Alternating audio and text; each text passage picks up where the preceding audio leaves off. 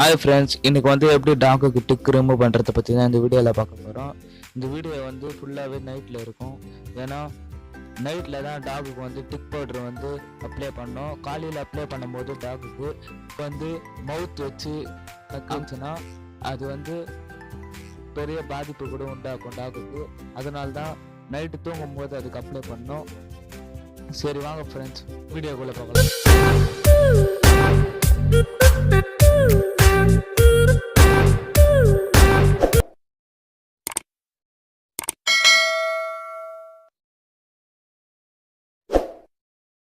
வந்து இப்போ வந்து எப்படி டிக்கு எப்படி பரவுதுன்னு பார்க்கலாம். ஃபர்ஸ்ட் வந்து டாக் வந்து மண்ணுல இருந்து பரவும். அது பக்கத்து வீட்டுல எங்கன்னா ஆடு இல்லைன்னா மாடு அது மாதிரி இருந்துச்சுன்னா அது உனி வந்து டாகுக்கு சீக்கிரமா பரவிடும். அப்புறம் வந்து அது டாகுக்கு வந்து இன்ஃபெக்ஷன் ஆகி நிறைய ஒரு டாக் வந்து இருந்து கூட இருந்துரும். சரி, டாக் வந்து எப்படி ரிமூவ் பண்ணனா அது வந்து பவுடர் இருக்குது. அந்த பவுடர் பேர் வந்து நார்டிக்ஸ் பவுடர். இதோட விலை வந்து 100 rupees தான். இது வந்து மெடிக்கல்லையும் கிடைக்கும், அப்படி இல்லைன்னா பெட் ஷாப்ல கேட்டு பாருங்க, பெட் ஷாப்லயும் கிடைக்கும்.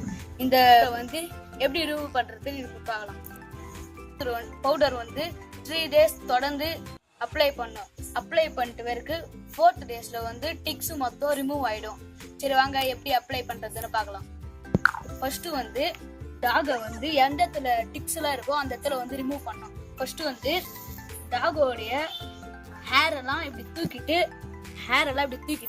பவுடரை இப்படி கொட்டி விட்டுருக்கோம்.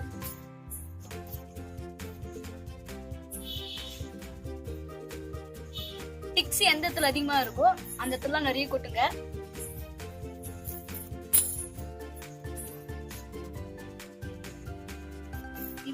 இந்த பவுடர் வந்து வெறும் 100 rupees தான்.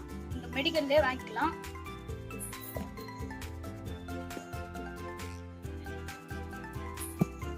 இந்த பவுடர் வந்து டாக்குடைய மவுத் எல்லாம் படக்கூடாது. மவுத்துல பட்டுச்சுன்னா டாகுக்கு வந்து இன்ஃபெக்ஷன் ஆகி எதனா ஆயிடும். அப்புறம் கீழே படுக்க வச்சிருங்க. நல்லா அப்ளை பண்ணுங்க.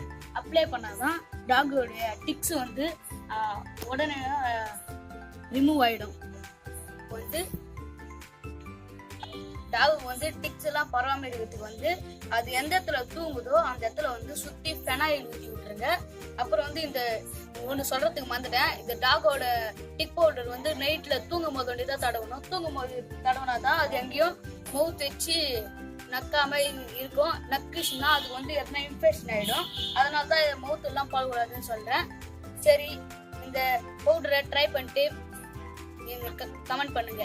இந்த வீடியோ உங்களுக்கு பிடிச்சிருந்தா லைக் பண்ணுங்க, ஷேர் பண்ணுங்க. மறக்காம சும்மா இருக்க மாட்டோம் சேனலை சப்ஸ்கிரைப் பண்றேங்க. சரி, பாய்.